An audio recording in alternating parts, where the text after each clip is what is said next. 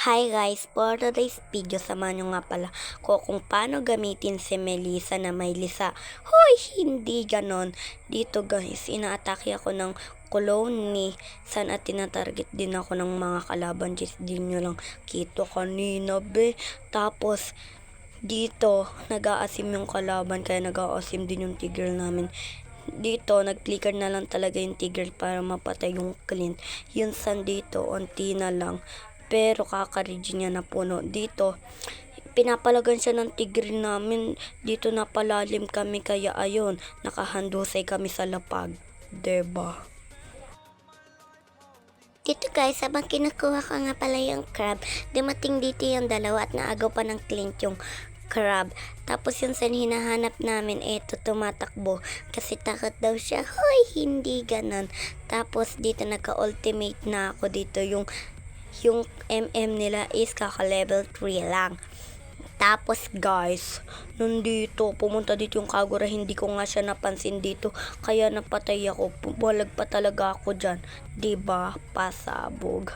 Dito guys, habang nagki-clear ako ng minions, nandito nga pala si San. Syempre, nandito din yung Tigril, kaya pinalagan ko yung San. Habang sineta ng Tigril namin be, naki-S pa ng mage namin yung kill. Dumating din dito si Clint.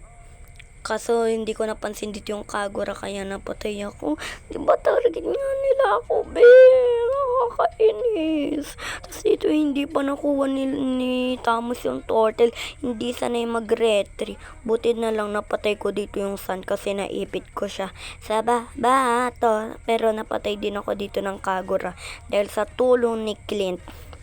Dito, napush na nga nila dito yung tower ning ko sa top lane. Dito habang kumukuha ko ng crab, yung MM nila be, naka mega kill siya dun sa bilangan ng turtle.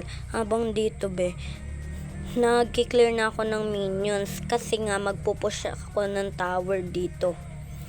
Yan papunta nga dito yung tigreal, nag-iingat nga ako baka maano ko ng Kagura guys.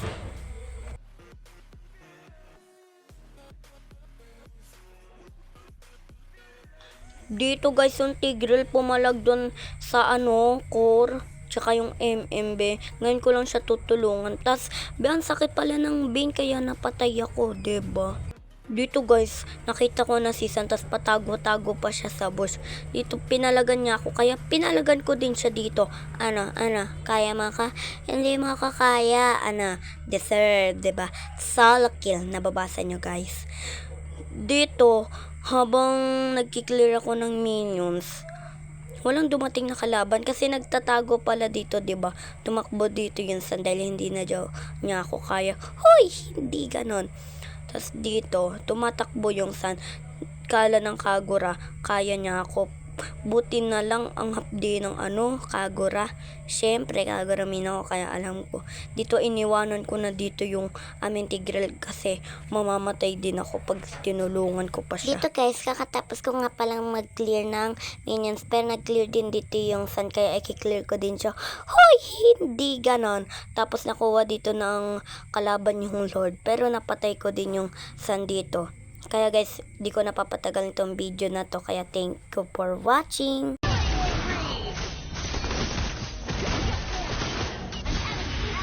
Defeat.